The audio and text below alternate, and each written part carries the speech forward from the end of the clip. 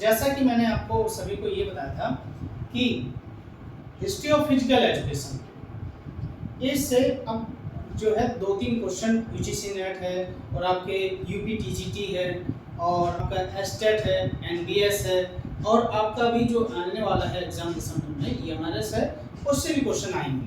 तो इसमें मैं पार्ट एक कॉमन पार्ट है जो एंशिएंट ओलंपिक, उसके बारे में आपको मैं बताऊंगा कि कैसे ऑर्गेनाइज होता था, उसकी ओथ सेरेमनी क्या होती थी, पार्टिसिपेशन क्या थे, रूल्स क्या थे, कैसे प्रैक्टिस करते थे, क्या जजेस होते थे, जैसे इस समय मॉडर्न में है उस समय भी जजेस होते थे, है ना, ओथ कैसे ली जाती थी।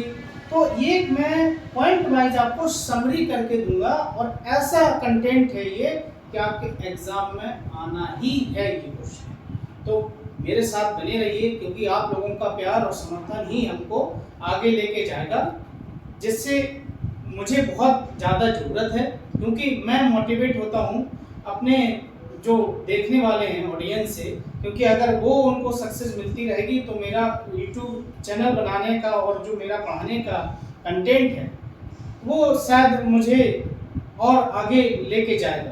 तो आइए मैं ज़्यादा देर ना करते हुए आपको एंशिएंट ओलंपिक के बारे में बताता हूँ। तो सबसे पहले हम क्या है कि एंशिएंट ओलंपिक में स्टेडी रेस होती थी जिसको हम फुट रेस कहते हैं। पहला इवेंट यही था। इसको नोट कर लीजिए अपनी पेन नोटबुक में, पेन उठा के रखिए क्योंकि मैं बताऊंगा और वो इम्पोर्टेंट चीजें हैं, कहीं आपसे मिस ना हो जाए, तो एक पेन और रजिस्टर अपने पास जरूर रखिए। तो सबसे पहला इवेंट एशियन ओलंपिक में क्या था कि स्टेडी रेस, जिसको हम फुट रेस के, ये क्या थी, फुट रेस थी, और पहला इवेंट होता था ये एशियन ओलंपिक में, याद रखना, वेयर फुट, नंगे पैर, ठीक, इस चीज को याद रखिए। सेकंड है ये, क्योंकि ग्रीक वर्ड है, ठीक, कैसे वर्ड है ये, ग्रीक वर्ड है, जैसे डॉर्मोस, डॉर्मोस 180 से 240 मीटर शॉर्ट स्प्रिंट रेस बोला जाता था। 180 से 240 मीटर शॉर्ट रेस होती थी, शॉर्ट स्प्रिंट रेस, ठीक, इस चीज को याद रखना। DI प्लस 400 मीटर यानी 2 स्टेट रेस, कितनी रेस, 2 स्टेट रेस होती थी, ठीक।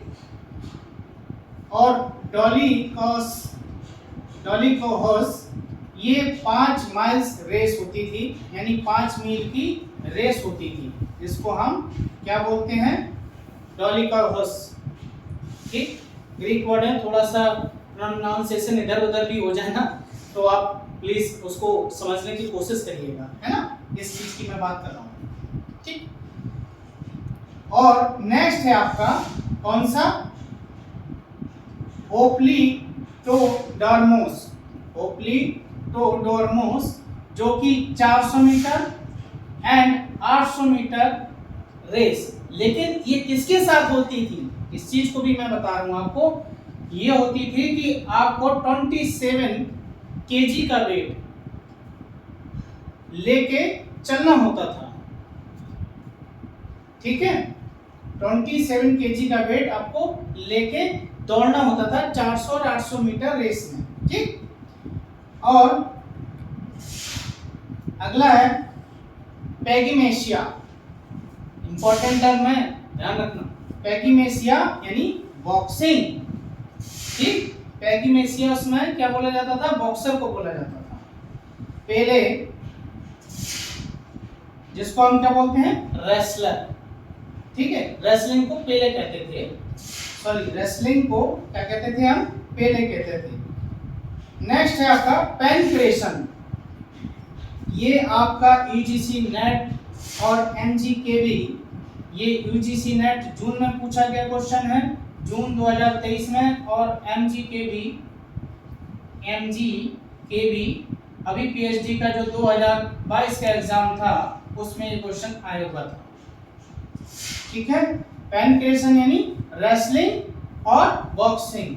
अच्छा, इसको मैं आपको एक, जैसे आपको याद ना रहे पेनिट्रेशन, तो इसका एक कीवर्ड है, कीवर्ड मतलब पेनिट्रेशन, जैसे आपने पीडब्ल्यूडी नाम सुना हो, पीडब्ल्यूडी तो सभी जानते होंगे ना, अरे पब्लिक वर्क डिपार्टमेंट, उसी को आप PWD को B मान लो, D को B मान लो और यहाँ पर कर दो PWB, यानी क्या हो गया आपका पेनक्रेशन, रेसलिंग और बॉक्सिंग। ठीक, अगला है ancient pentathlon, most important question है, मोस्ट इंपॉर्टेंट क्वेश्चन है पेंटाथलॉन, जो कि सबसे पहले इवेंट होता था running, long jump, discuss DT यानी डिस्कस थ्रो और जेवलिन थ्रो, और W से था आपका क्या रेसलिंग। ठीक, तो इसका जो मतलब छोटे छोटे कीवर्ड हम बनाते हैं, RLD एक पॉलिटिशियन पार्टी भी है, RLD है, RLD JW, अगर जैसे सीक्वेंस आए तो आपको कैसे रखेंगे RLD JW, R से रनिंग हो गई, L से आपकी क्या हो गई लॉन्ग जंप हो गई, D से आपकी डिस्कस थ्रो हो गई, J से आपका क्या हो गया जेवलिन थ्रो। ठीक, और W से आपका हो गया रेसलिंग। ठीक, ये क्लियर हुआ आपको। चलिए अगला है डेकाथलॉन, मोस्ट इंपॉर्टेंट है भाई, इसको तो मिस ना करो। ठीक है, तो डे 1 का इवेंट, अब सीक्वेंस चेंज होगा, जैसे उसने दे दिया कि डे 1 में छठा इवेंट चौथा इवेंट कौन सा है। हाँ, तो मैं इसको बता रहा था आपको, पेंटाथलॉन बता चुका हूं, अब मैं डेकाथलॉन के बारे में, जैसे मैंने बताया कि क्वेश्चन का मॉडल चेंज हो गया। ये क्या है, मॉडर्न ओलंपिक का कंसेप्ट है डेकाथलॉन। ठीक, पेंटाथलॉन क्या था, एंशिएंट ओलंपिक का था, चेंज हुआ, समय चेंज हुआ, इवेंट भी चेंज हुआ, है ना। तो ये क्या है, डेकाथलॉन है, डेकाथलॉन यानी 10 इवेंट होते थे, आयरन मैन बोला जाता है इसको, है ना। ये मैं कीवर्ड बता रहा हूँ, पॉइंट भी बता रहा हूँ आपको कि एग्जाम में भी आने को हैं। तो डे 1 के जो इवेंट थे वो सबसे पहला दिन 100 मीटर होता है। ठीक, दूसरा दिन होता है लॉन्ग जंप, पहले दिन का दूसरा इवेंट हो गया आपका long jump, short put, high jump और 400 मीटर रेस, ये आपका 5वां इवेंट है। दूसरे दिन का छठा इवेंट कौन सा होगा, 110 मीटर हडल, फिर आएगा आपका discus, pole vault, javelin 1500 metre. चलिए अब हम इसको आपको बता दें कैसे आपको इसको याद रखना है। दौड़ गया लल्लू सिंह हाई, दौड़ गया लल्लू सिंह हाई, क्योंकि आप पहला और आखिरी तो याद रखेंगे लेकिन बीच के क्या होते हैं डिस्टरबेंस हो जाता है। तो लल्लू सिंह हाई है, लल्लू सिंह का मतलब हो गया, एल से हो गया आपका लॉन्ग जंप, एस से हो गया, सिंह से क्या हो गया आपका शॉर्ट पुट, एस से हो गया आपका हाई जंप। क्लियर हुआ। डीपीजे जैसे डीपीएस, जिसको सेकंड डे का अगर आपको याद नहीं है तो इसको ऐसे बना लो, डीपीजे या डीपी जमशेदपुर, दिल्ली पब्लिक जमशेदपुर, ऐसे भी याद कर सकते हो, अपना अपना तरीका है, ये मेरे बनाए हुए हैं, आप अपने तरीके से बना सकते हैं, है ना। तो ये तो आपका डेकाथलॉन मैंने बता दिया। अब हम बात करते हैं एंशिएंट ओलंपिक में अवार्ड की और ऑनर्स की, क्या पुरस्कार थे, क्या सम्मानित किया जाता था, कैसे उनको। तो ऑलिव लीफ का क्राउन, जो विनर होते थे उनको ऑलिव लीफ का क्राउन जो होता था, क्राउन मतलब ताज पहनाया जाता था। ठीक है, इंग्लिश में भी है, मैं हिंदी में उसको एक्सप्लेन करता जाऊंगा जिससे कि आपको इजी हो जाए समझने में, है ना। तो अगला तो जो था, जब वो विनर जीत जाता था, जब जो विजेता बनता था तो उसमें क्या होता था, उनके स्टेचू बनते थे, मूर्तियां बनती थी और उनके विजेताओं के बारे में गुणगान किया जाता था, गाना गाया जाता था। तो जो गाना गाता था, जो सिंगर थे, वो क्या कहलाते थे, पिंडार। क्या कहलाते थे, पिंडार कहलाते थे। ठीक, स्टेचू बनती थी, पोएट जो थे, जो कविताएं करते थे, उसको क्या बोलते थे, पिंडार। ठीक, और जो स्टेपलर थे यानी मूर्तिकार, जो मूर्तियां स्टेचू बनाया करते थे, उनको क्या बोलते हैं हम, फीडियस बोलते थे। ठीक, पिंडार और फीडियस कौन थे? मूर्तिकार, जो किसकी मूर्तियां बनाते थे? विजेताओं की। और कविताएं किसके? उसमें विजेताओं के में कविताएं कौन करता था? पिंडार करता था। अगला जो था वो जजेस जो एशियन ओलंपिक में थे, जैसे आपने देखा हो मॉडर्न ओलंपिक में हर एक लाइन जजमेंट होता है, मार्शल भी होते हैं, सब कुछ होते हैं, तो ऐसे ओलंपिक में जज होते थे जिसको हम हेलेनोडोकाई भी बोलते हैं, हेलेनोडोकाई भी बोलते थे। और इनका जो पैनल था वो 10 जजेस का पैनल हुआ करता था। कितने जजेस का? 10 जजेस का। ये जो मैंने लिखा है 10 जजेस का पैनल हुआ करता था। ये जो थे 10 जजेस का पैनल हुआ करता था। इसी को हम क्या बोलते थे? हेलेनोडोकाई। ठीक है, चलिए अब हम बात करते हैं एशियन ओलंपिक के रूल एंड रेगुलेशन क्या थे। रूल एंड तो एशियन ओलंपिक के क्या नियम थे उसके बारे में बताऊंगा, कैसे कंडक्ट होता था वो भी मैं बता दूं। तो रूल्स क्या थे कि participant should be born free born in Greek, यानी वो ग्रीक का होना चाहिए। ठीक है, कैसा होना चाहिए? ग्रीक का होना चाहिए। ठीक है, पार्टिसिपेंट कहाँ का होना चाहिए? वो ग्रीस का होना चाहिए।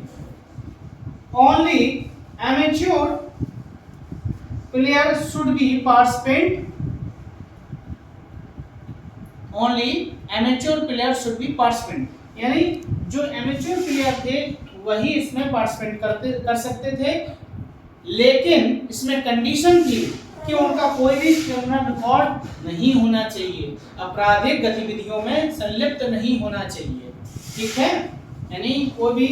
और जब ये ओलंपिक स्टार्ट होते थे तो उस समय जहां भी पूरे उसमें मतलब कोई भी युद्ध और सब राजाएं अपने अपने युद्ध वगैरह और जो है लड़ाई झगड़े छोड़ दिया करते थे, ये भी मेंशन कर लेना। ठीक है, अब हम बात करते हैं कंडक्ट ऑफ एंशिएंट ओलंपिक।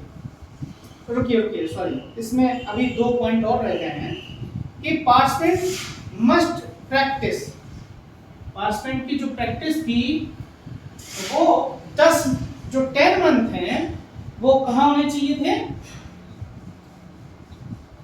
देखिए, participant must practice 10 month in palaestra, 10 महीने की कहाँ होनी चाहिए थी वो आपकी? 10 महीने की उसकी प्लेस्ट्रा में होनी चाहिए थी, और लास्ट मंथ जो है ओलंपिया में वो प्रैक्टिस करता था। ठीक है, पार्टिसिपेंट की जो है प्रैक्टिस 10 महीने प्लेस्ट्रा में होती थी, जहां पर सभी गेमों का क्या दिया जाता था? ट्रेनिंग दी जाती थी। ठीक है, और जो ट्रेनिंग देता था, ये यूपीएससी का क्वेश्चन है जो मैं बता रहा हूं आपको 2018 का, वो कौन देता था? Paidotribe physical education teacher, Greek word है इसका पेट्रोट्राइक फिजिकल एजुकेशन टीचर। ठीक है, disqualification of player if any from audience. हाँ, अब सुनिए कि कैसे उसको हम बाहर कर सकते थे। अगर कोई भी उस भीड़ से ऑडियंस से चिल्ला दे, अरे ये भाई ये चिल्ला दिया, ये ठीक नहीं है, इसको हो हल्ला मच गया, नहीं, तो उसकी जो ऑडियंस शाउट करती थी, चिल्लाती थी उसका नाम लेके, तो उसको क्या कर दिया जाता था? डिस्क्वालीफाई कर दिया जाता था। बात क्लियर है? अगर क्वेश्चन बने तो ऐसा बन सकता है, किसके द्वारा? ऑडियंस के द्वारा। ठीक, जजेस के द्वारा नहीं होता था। ठीक, चलिए अब हम बात करते हैं कंडक्ट ऑफ एंशिएंट ओलंपिक। प्राचीन ओलंपिक जो था वो कैसे कंडक्ट होता था? ठीक है, कैसे कराया जाता था? अगर सीक्वेंस आए तो नेक्स्ट पॉइंट है आपका कंडक्ट ऑफ एंशिएंट ओलंपिक। प्राचीन समय में ओलंपिक कैसे होता था, ये इस पे मैं आपको एक सिंगल लाइन में यानी सिंगल पॉइंट वाइज आपको लिखने हैं, क्योंकि कभी कभी सीक्वेंस भी आता है ना। तो सबसे पहले क्या होती थी? असेंबली होती थी। कौन कौन होता था असेंबली में? प्लेयर होते थे, जजेस होते थे, कोचेस होते थे, और जो पार्टिसिपेंट होते थे उनके क्या होते थे? Family member. ठीक है, womens are not allowed, women का जो है इसमें कोई प्राचीन ओलंपिक में क्या नहीं था? अनुमति नहीं थी। ठीक भैया, समझ गए ना? हाँ चलिए, तो जो असेंबली होती थी वो गॉड ज्यूस की सामने असेंबली होती थी, और जो ओथ ली जाती थी वो हॉर्क्वाइस गॉड ऑफ ओथ, इनके सामने ओथ लेते थे। खड़े किसके सामने होते थे? असेंबल किसके सामने होते थे? ज्यूस के सामने, याद रखना। और ये जो ग्रीक वर्ड है, ठीक, ये याद रखना, हॉर्क्वाइस जो है गॉड ऑफ ओथ कहलाते थे, ठीक, शपथ के देवता। ठीक, चलिए सेकंड है आपका सैक्रिफाइस, बलि। ठीक, बलि काट दिया, ठीक, बलि देते भैया, साउथ में सब अभी बहुत जगह चीजें चलती हैं, तो उसमें क्या है, सुअर की बलि देते थे, पिग की बलि।